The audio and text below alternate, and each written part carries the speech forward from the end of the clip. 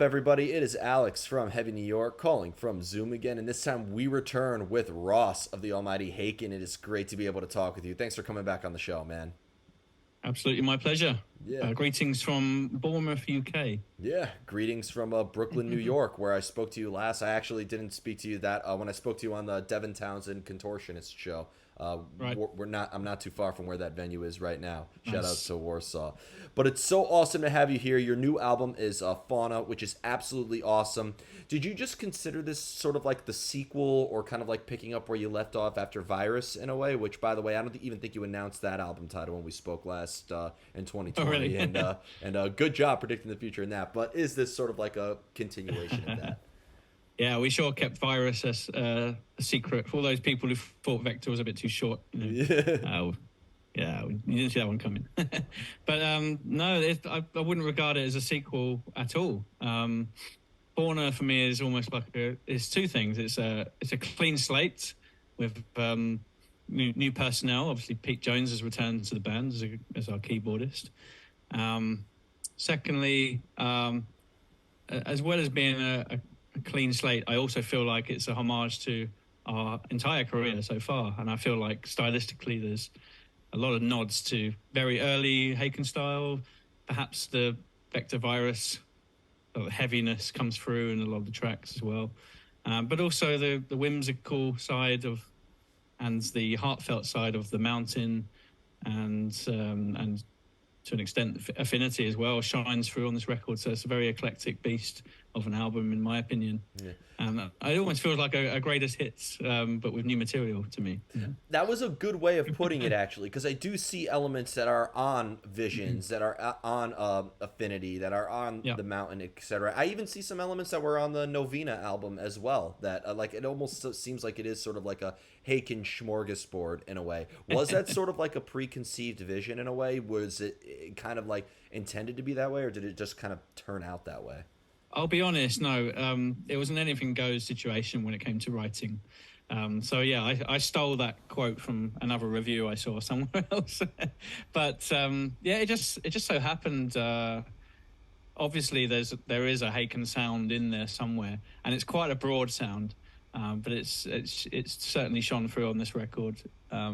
It's really down to us focusing on unique and strong riffs that are memorable, and also the time and I guess craft that's gone into figuring out structure and vocal melodies, coming up with choruses that are particularly memorable and catchy. This is always like a focus for us whenever we approach a piece of music. So It's like the first and foremost thing is to make sure that you've got a really strong chorus. So yeah, that shines through on the record for me. I guess that's a kind of theme that runs through all our albums. Yeah. Well, I mean, and I believe we spoke about this last time, but I've always said that Haken sort of has like a very experimental sound in a way. I'm sure people have labeled you as sort of like prog or avant-garde in a way, but like in the end, like, you know, you could tell what would be off of Visions, what would be off of The Mountain, all the way up to Fauna in a way. Is it fair to say that trying new things is maybe a little bit easier in a way, because it seems like you're not really confined to one specific sound? Yeah, it's definitely our MO to try new things and push our palette. Well, I tend to use that word quite a lot when I'm describing these things, but you know, mixing new colors and trying different genres, you know, incorporating different genres into our sound, into our melting pot of ideas, and it yields completely new designs that we couldn't have planned really in a way. A track like Alphabet of Me is kind of very left field for us and feels very fresh. And it's because we incorporated these influences from UK indie music and almost like pop and EDM, so it's it just creates this wonderful new concoction of ideas, and that's something we like to push on every album, and not make one album too similar from the last. Yes. Well, It's just our thing. what I find ironic is that a lot of bands that do categorize in the prog, and really just with your label Inside Out Music, you guys like have the ultimate like army of like bands that have this approach, whether it will be Pain of Salvation or Caligula's Horse, etc. Is that like even though the music itself is very experimental and diverse, albums tend, and I don't necessarily know if this was always the case with Haken, but like it almost seems like there's always every album, even though it's diverse, there's always like a universal sort of theme that surrounds it. Like I know that The Mountain was a concept album or sort of a concept album where it was serving as like a metaphor for like the trials and tribulations of life in a way. So like so I just find that ironic. Does has Haken always approached things from sort of like a conceptual standpoint in a way, especially with Fauna being kind of like a retrospective or sort of like a reflection of who you all are? Yeah, I'd say that's an accurate statement, and that's really evident with our our debut album being a concept album, and that with a narrative, and that followed by visions, and that does tend to be a theme that runs through our career. We're advocates for that body of work. Everything written in that period falls under that umbrella and is unified by a constant. So, for example, the Affinity was very much drawn together by the 80s theme concept, and it just makes for a more fulfilling and like reading a book, I guess, or a trilogy of films that makes sense together, even though there's lots going on within. You'll have that those little bits of glue that tie everything together. And within that, you've got all the experimentation. But at least it has an identity as a body of work. With it being 10 years of The Mountain this year, before, and was there like a specific memory in a way, or like what were some of the ideas behind the making of that album, and how has the evolution? Because a lot of people I know who are fans of Haken actually discovered Haken on the Mountain cycle, myself included. So like, what was the sort of memory making that album, and how has like the evolution came going into Affinity, Vector, Virus, and now with Fauna? And I know it's only 10 years, but it's making me feel really old, man. Yeah, I'm sorry. Like just saying that. But in time's a funny thing, because actually it's not that long ago, really. We were still making records. I was recording the vocal parts in a farm, that belonged to a friend, and it was all done very cheap. The music video for Cockroach King, again, was like just filmed with homemade materials, and that was very much the sense. That's where Haken were at. We didn't have a lot of money. Everything was done on a very much a shoestring budget, and sometimes that forces you to be a little bit more creative when you've got less at your disposal to work with. So that was the whole excitement, and we still try and capture that today where we can. Having that going back to those roots and thinking how creative we were with so very little. That's what I remember from that period of time. The whole idea of the struggling to go up the mountain was from that sense that we're still here doing our day jobs, but also trying to make it as a band, and that's kind of what the feeling was at that time.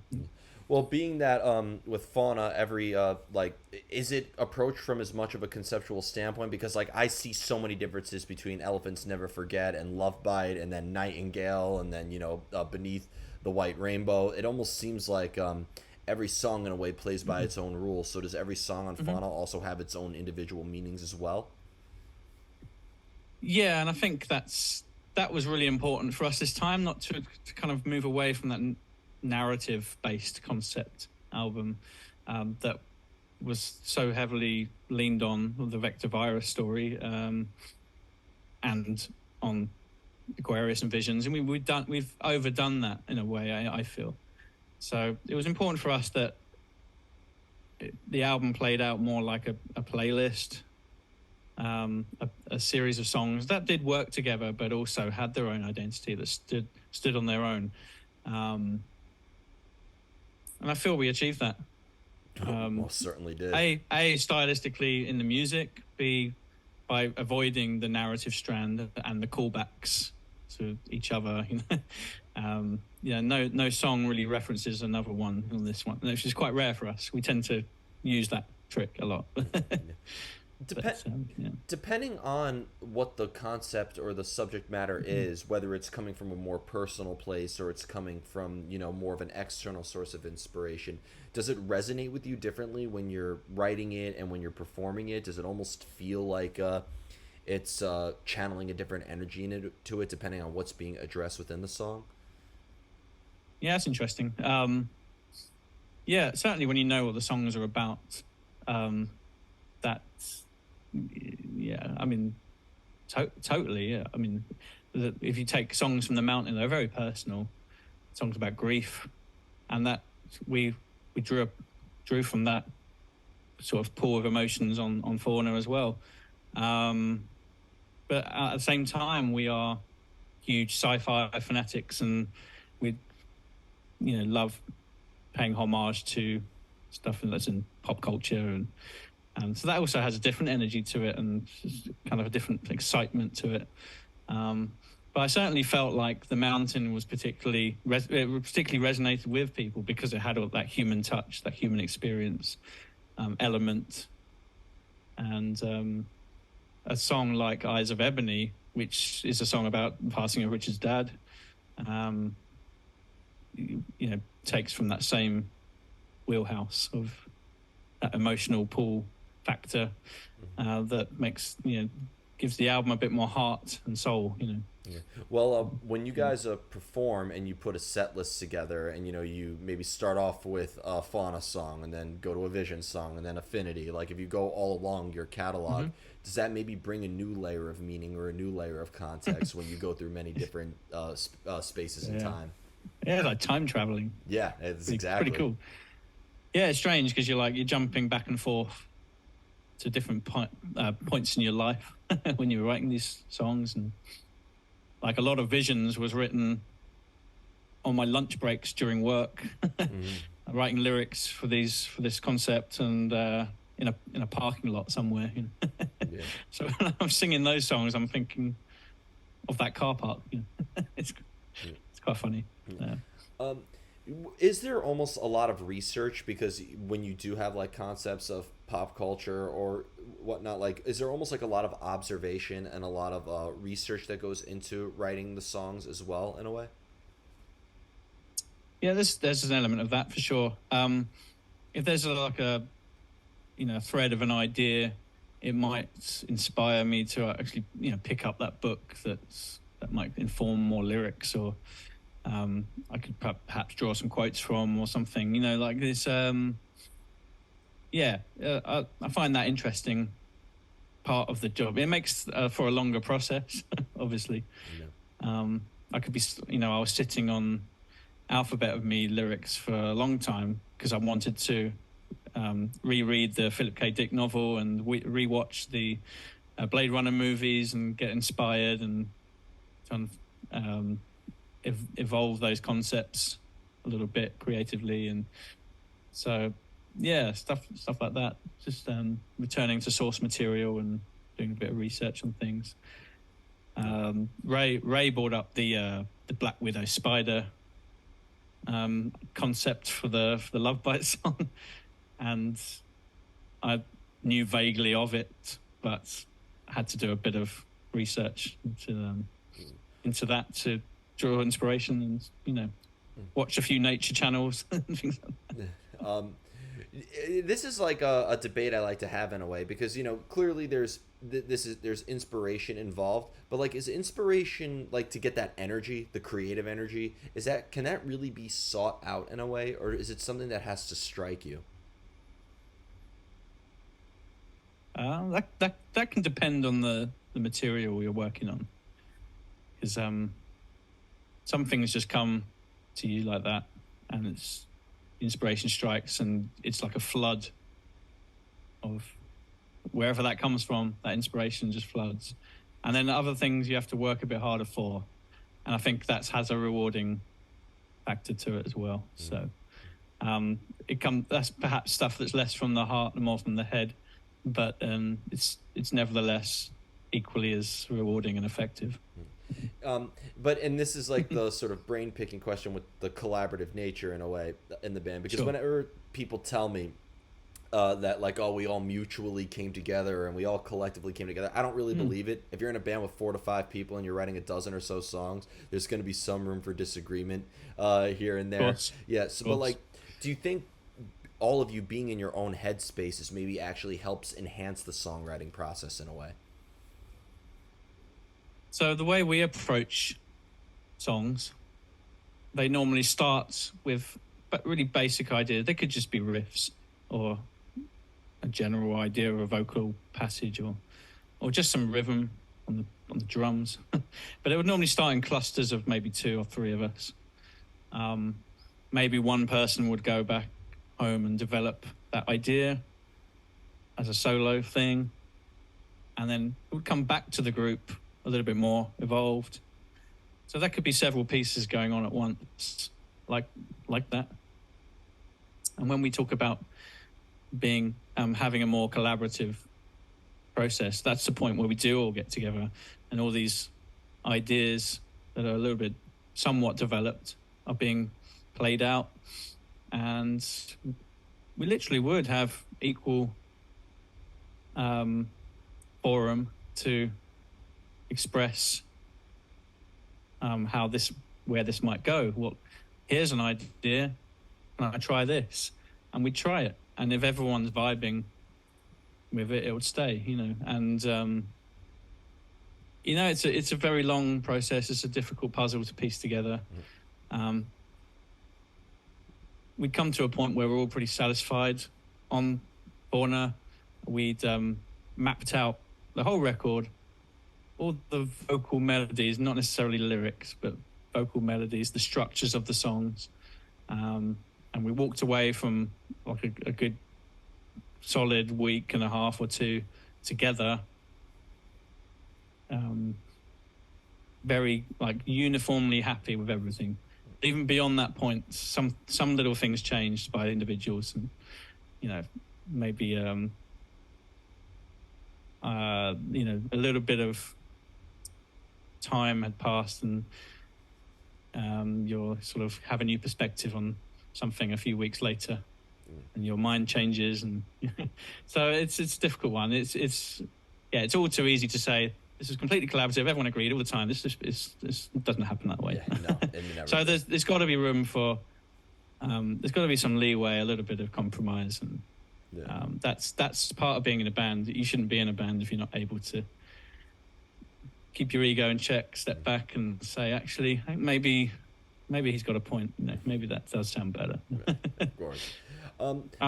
There was another anniversary I wanted to bring up that's coming next year, because next year is going to mark 10 years of the Restoration EP, and I was just wondering, being that that's an EP and not an album, is that almost kind of like a secular like sort of element outside of the Haken catalog in a way? Is it almost kind of like a secular vision or a secular idea, or just an overall different idea in general as opposed to what we hear off from Visions to Fauna?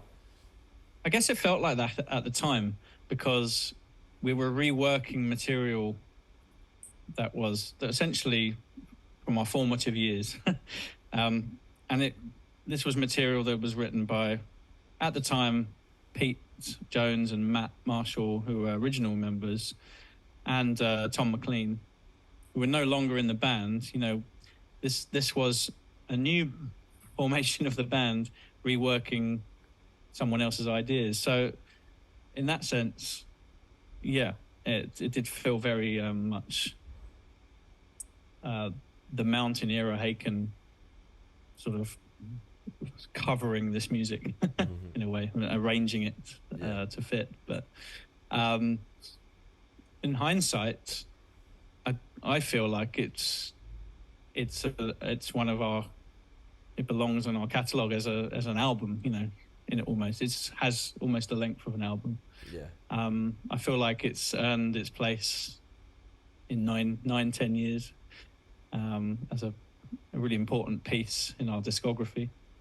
Yeah. And I'm praying that we do a restoration 2 and finish the other unarranged works, but it's a real struggle to get everyone agree to do that. Back to the last question I asked. because they'd rather, I say they, me too, but the general consensus is that the focus should be on new material, not go back to the past too much. But I would love to see a restoration 2 at some point. Yeah.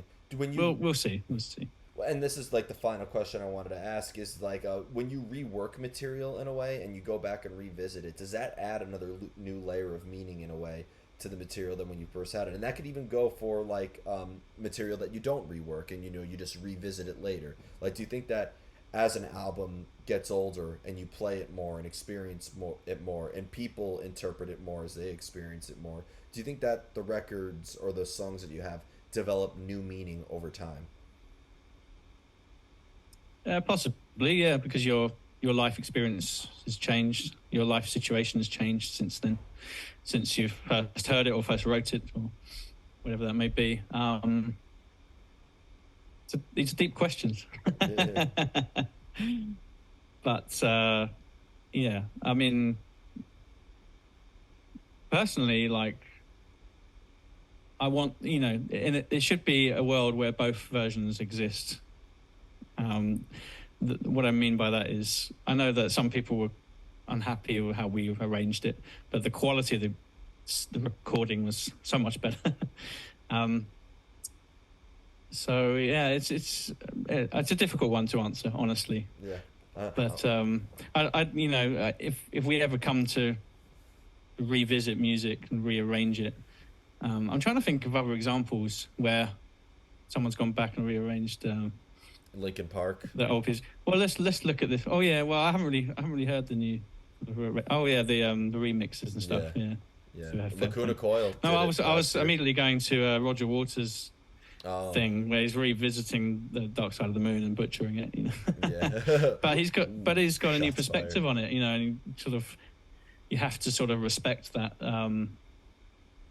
that new perspective as an artist on that material. Yeah.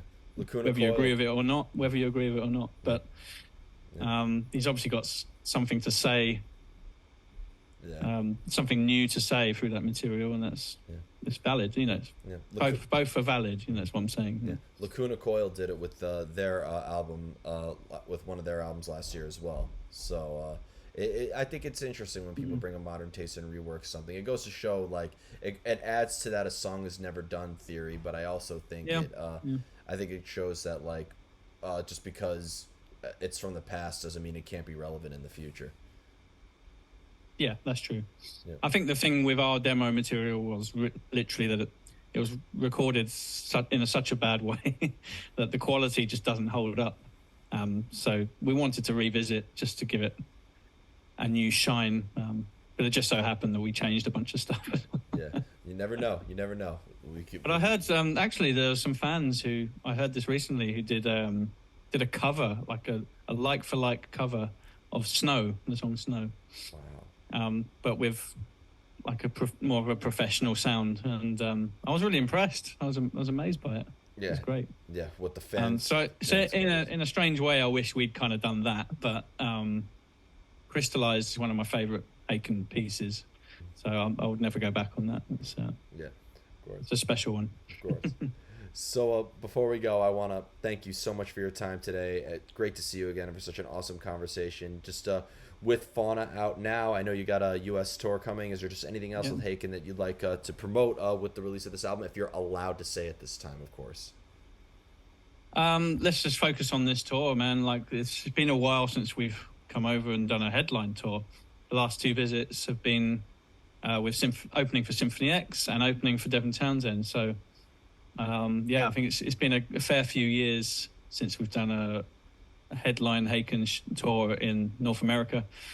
You're New York, right? So where are we with May you? 11th. 11th of May. Yep, La Pousse So anyone watching, listening, please come down. It's going to be huge. Love playing New York. Yeah, one of my favorite cities. I missed your last headlining show because you were playing the same headlining with Leprous, because you were playing the same night as Behemoth, and I had to cover that night. So you're forgiven. Yeah, please, thank you. There was like 7 big shows happening that night.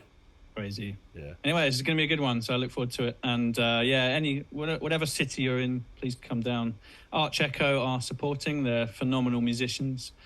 It's going to be a fun night of music. Hell yeah. Well, thank you so much, everybody. We are here with Haken. Be sure to check out Fauna and catch them on their headlining North American tour. This is Alex from Heavy New York, and we will see you next time. All right.